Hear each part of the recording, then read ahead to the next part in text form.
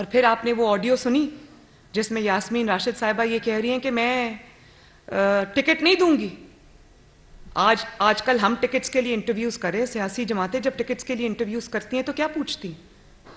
سیاسی جماعتیں جب ٹکٹس کے لیے انٹرویوز کرتی ہیں اپنے کینڈیڈیٹس کے تو ان کو یہ کہتی ہیں کہ بتاؤ آپ نے کتنی خدمت کی, بتاؤ آپ کتنا اویلیبل ہوئے اپنے حلقے کے لوگوں کے لیے, آپ نے وہاں پانی کے لیے, صاف پانی کے لیے کیا کام کیا, سڑکیں کتنی بنوائیں, کتنی خدمت کی, کتنا آپ اپنے فرض اور ذمہ داریاں نبھاتے رہے, تو آپ کو ٹکٹ ملے گا. یہاں کیا پوچھا جا رہا ہے؟ یہاں یہ کہہ رہے ہیں کہ جتھے جو لائے گا اور ریاست سے لڑائی کرے گا اس کو ٹکٹ ملے گی, جو جتنے پیٹرول بمبس چلائے گا اس کو ٹکٹ ملے گی, جو جتنی ڈنڈا بردار فورس لے کر آئے گا اس کو ٹکٹ ملے گی, جو جتنا بڑا دہشت گرد ہوگا اس کو ٹکٹ ملے گی. میں نے تو پاکستان کی تاریخ میں کم از کم یہ نہیں دیکھا. ذرا ویڈیو چلائیں پلیز. سن لیا آپ نے؟ وہ کہہ رہے ہیں کہ ہمیں ایسے نوجوان ملیں جو خود کش حملے کے لیے تیار ہیں. تو اب اس میں کسی کو کوئی شک و شبے کی گنجائش رہ گئی ہے کہ یہ ایک سیاسی جماعت نہیں بلکہ ایک عسکری جماعت ہے جو ایک نیفیریس ایجنڈا لے کر, پاکستان کی تباہی کا ایجنڈا لے کر, پاکستان کے اندر خانہ جنگی کا ایجنڈا لے کر فورن قوتوں کے ایما پر یہ لانچ ہوئے ہیں کہ نہیں چلنے دینا ملک کو, کچھ بھی ہو جائے نہیں چلنے دینا. اب زمان پاک کے ارد گرد جو ہو رہا ہے, کیا وہاں کے رہائشیوں کو تکلیف نہیں ہو رہی؟ پولیس وہاں پر سڑکیں جب بلاک ہوتی ہیں, جب اس قسم کے لوگ ہوتے ہیں, جب اس قسم کی وہاں پر ایکٹیویٹیز ہوتی ہیں تو کتنا عوام کو وہاں پر تنگی کا سامنا کرنا پڑتا ہے, لوگ کتنے ڈسٹربنس ہوتی ہے وہاں پر, لوگ بچے اسکول نہیں جا سکتے, اور ریاست جو ہے وہ بے بس ہو کے تماشا دیکھ رہی. ایک شخص نے پورے قانون کو, آئین کو, پورے اس کو اپنے پاؤں کی جوتی کے نیچے رکھا ہوا ہے, اور اس کو آپ یہ دیکھ لیں آج بھی اس کو جو وارنٹس ہے وہ سسپینڈ ہو گئے. بھئی ضرور کرے سسپینڈ, آپ نے کرنے ہیں تو, لیکن میں کیا پوچھتی ہوں, کیا یہی سہولت پاکستان کی باقی سیاسی جماعتوں کو حاصل ہے؟ یہی سہولت نواز شریف کو حاصل ہے؟ میں یہ سوال پوچھتی ہوں کہ یہ تفریق کیوں ہے؟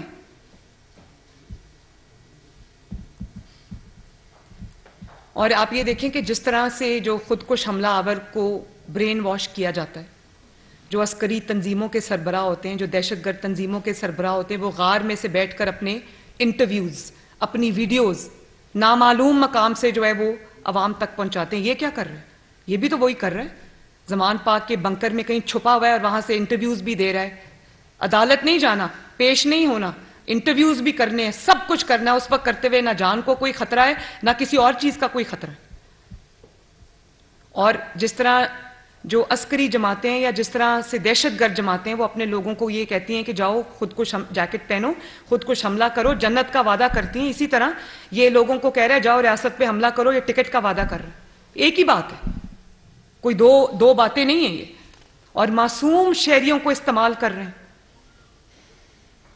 خواتین کو استعمال کر رہے ہیں, اپنے بچے باہر بٹھائے ہوئے, اپنی خواتین باہر بٹھائی ہوئی اور سڑک پہ نہتے بچوں کو آگے کیا ہوا ہے جنہوں نے ڈنڈے پکڑے ہوئے. کیا یہ میری قوم کا مستقبل ہے؟ کیا یہ میرے نوجوانوں کا مستقبل ہے؟ تو یہ سوال ہیں ایسے جن کے جواب پاکستانی قوم جو ہے وہ مانگ رہی. ٹکٹ لیتے ہوئے یہ پوچھیں گے کتنے نوجوانوں کے, کتنے پولیس والوں کے سر توڑے, کتنی پولیس والوں کی ہڈیاں توڑی. یہ پاکستان کی سیاست کو کیا رخ دیا جا رہا ہے, اور یہ پاکستان کا کیا چہرہ پیش کیا جا رہا ہے, صرف اس لیے کہ ایک شخص اپنے مقدمات سے ڈرتا ہے, ایک شخص انصاف سے ڈرتا ہے, ایک شخص کے ہاتھ جرائم سے رنگے ہوئے ہیں لیکن وہ عدالت میں پیش نہیں ہوتا. بھئی کچھ نہیں کیا تو ہو جاؤ نا پیش, کہہ دو میں نے کچھ نہیں کیا. وہ بھی نہیں کہنا کیونکہ جھوٹ پہلے پتا ہے کہ جرم کیا ہوا ہے. صرف ایک شخص کی جان بچانے کے لیے قانون سے یہ پورا کا پورا کھیل رچایا جا رہا ہے, اور پوری اسٹیٹ جو ہے وہ ہاسٹیج بنی ہوئی ہے.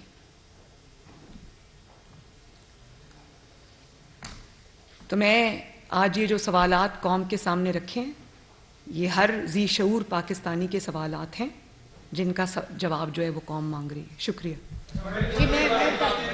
سب کو دیں گے. ابراہیم لکی صاحب. کمپرومائزڈ ہے, پولیٹیشین کمپرومائزڈ ہیں, اسٹیبلشمنٹ کمپرومائزڈ ہے, جوڈیشری کمپرومائزڈ ہے, تو اس سب میں جمہوریت کیسے پھلے گی؟ اگر 2018 کا اگر ری پلے ہو جاتا ہے, اگر ایف اینڈ بٹ کی بات ہے, تو جمہوریت ہماری کیسے پھلے گی؟ یہ جو میں نے ابھی پورا مقدمہ آپ کے سامنے رکھا, جمہوریت کے آگے بڑھنے کا ایک ہی طریقہ ہے کہ غیر جمہوری جو لوگ ہیں, جو کسی ایجنڈا کے تحت لانچ کیے گئے ہیں, ان کا حساب کتاب ہو, ان کا پورا کچا چھٹا عوام کے سامنے لے کر آئیں, اور اگر وہ اکاؤنٹیبلٹی سے بھاگتے ہیں تو ان کو پکڑ کے عدالتوں میں پیش کیا جائے. اور اس میں عدالتوں کو بھی یہ کہوں گی کہ آپ کو انصاف کرنا چاہیے. جب آپ کے جو احکامات ہیں ان کو ہوا میں اڑایا جاتا ہے, جب ان کا تماشا بنایا جاتا ہے, جب آپ کے احکامات کو نہیں مانتے, اور پاکستان کا ایک آدمی جو اپنے آپ کو پولیٹیکل لیڈر کہتا ہے, وہ اگر آپ کے احکامات کا مذاق بناتا ہے, تماشا بناتا ہے, ان کو جوتی کے نیچے رونتا ہے, ان کے بارے میں جھوٹ بولتا ہے سر عام, آپ اگر چپ کر کے تماشا دیکھیں گے تو پاکستان کی عدلیہ پہ سوال اٹھیں گے, اور اٹھ رہے ہیں. یہ نہیں ہونا چاہیے. جس ملک میں انصاف ہوگا اس ملک میں جمہوریت بھی آگے بڑھے گی. جی یہ بتائیے گا کہ میڈم یہ بتائیے گا کہ دو ایشوز بڑے اہم چل رہے ہیں اس وقت ملک کے. ایک تو چل رہی ہے مہنگائی, لوگوں کو بہت زیادہ مشکلات کا سامنا ہے, آپ کی وفاقی حکومت ہے.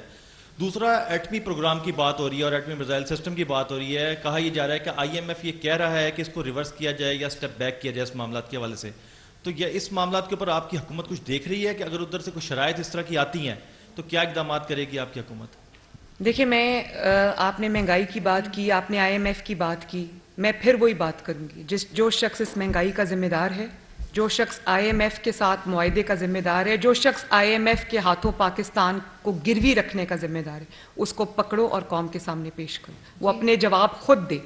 جہاں تک آپ نے جو بات کی, یہ ایک محب وطن حکومت ہے. کوئی ایسا نہ فیصلہ ہوگا, نہ ہونے دے گی, نہ کوئی ایسی شرط مانے گی جس پہ پاکستان کی سالمیت پہ کوئی آنچ بھی آئے. جی یہ کہا کہ عمران خان وہ شخص ہیں جو پہلے یہ کہا کرتے تھے کہ میں کسی صورت بھی چور ڈاکو اس طرح کے نام لے کے وہ کہا کرتے تھے کہ میں ان کے ساتھ نہیں بیٹھوں گا. لیکن گزشتہ 5-7 دن کے اندر ہم نے یہ دیکھا کہ 2 سے زائد بار عمران خان باقاعدہ طور کے اوپر یہ پیشکش کر چکے ہیں کہ وہ ہر کسی کے ساتھ بیٹھ کر بات کرنے کو تیار ہیں.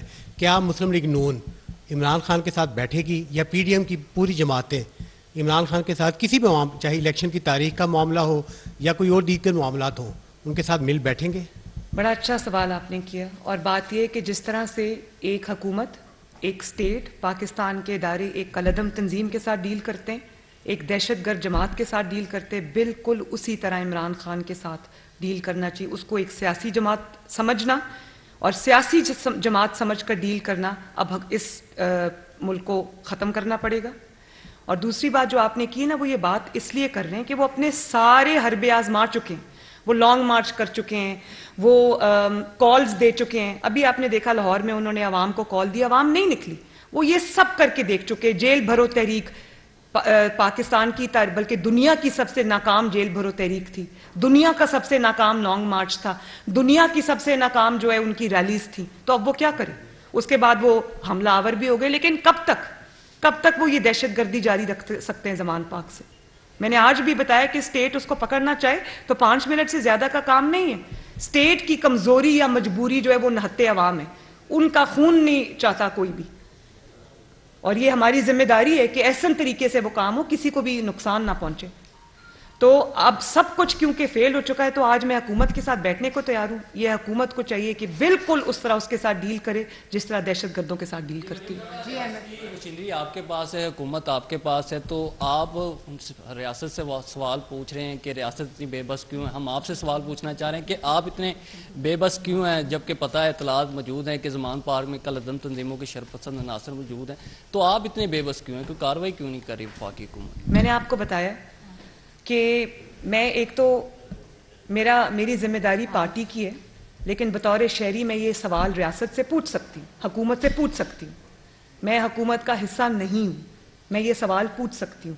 However, مجھے اس بات کا علم ہے کہ حکومت کی جو کمزوری ہے وہ کمزوری نہیں ہے, وہ اس کی کنسرن ہے جو اس کے عوام کے لیے, کہ وہاں پر کسی کی بھی جان نہ جائے, کوئی وہاں پر کیجولٹی نہ ہو, کوئی ایسی سچویشن نہ ہوئے جہاں پر کسی کو کوئی نقصان پہنچنے کا اندیشہ ہو، ورنہ 5 منٹ سے زیادہ کا کام نہیں ہے. میں سمجھتی ہوں اس بات کو. جی مریم صاحبہ یہ بتائیے گا کہ آپ نے ابھی مطالبہ پچھلے دنوں کیا ہے کہ جنرل فیض کا کورٹ مارشل کیا جائے.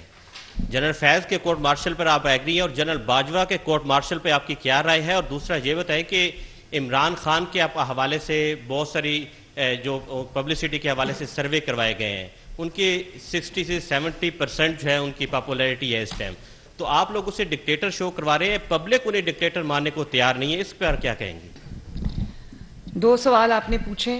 جہاں تک جنرل باجوہ اور جنرل فیض کا سوال ہے، میں اس کا جواب بہت تفصیل سے یہ دے چکی ہوں کہ انہوں نے جو بھی کیا ہے وہ پوری قوم کے سامنے، اب وہ خود بھی اس کا اعتراف کر چکے ہیں اور ایک دوسرے پہ الزام لگا رہے ہیں.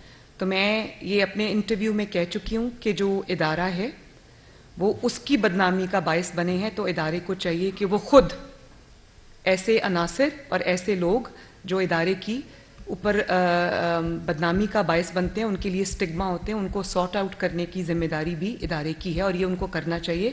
اس سے ان کی جو وقار ہے اور ان کی جو عزت ہے اس میں اضافہ ہوگا. دوسری بات جو آپ نے کی، میں خیالی سروس پہ تو نہیں جاتی، لیکن اگر سروس کی اتنی ہی پاپولیرٹی ہے تو آپ مجھے بتائیں کہ آج دہشت گردی پہ کیوں اترنے کی ضرورت پڑ گئی؟ کہاں گئے وہ لوگ جو جیل بھرو تحریک میں بھی نہیں آئے، لانگ مارچ میں بھی نہیں آئے، لاہور کی ریلی میں بھی نہیں آئے، کسی کال پر بھی نہیں آئے، اور ان کو یہ تھریٹن کیا جا رہا ہے کہ لوگ لے کر آؤ ورنہ آپ کو ٹکٹ نہیں ملے گا. تو یہ پاپولر جماعتیں ہوتی، کہاں ہے پاپولیرٹی؟ وہ تھریٹس کیوں پیش کیے جا رہے ہیں کہ لوگ لاؤ گے تو ہم آپ کو ٹکٹ دیں گے؟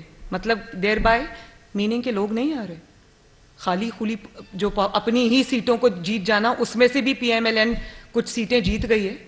تو یہ تو انشاءاللہ تعالی بہت جلد الیکشن ہوں گے تو پتہ چلے گا کہ پاپولر کون ہے، اصل پاپولر کون ہے، لوگ سب سمجھتے ہیں. جی محترمہ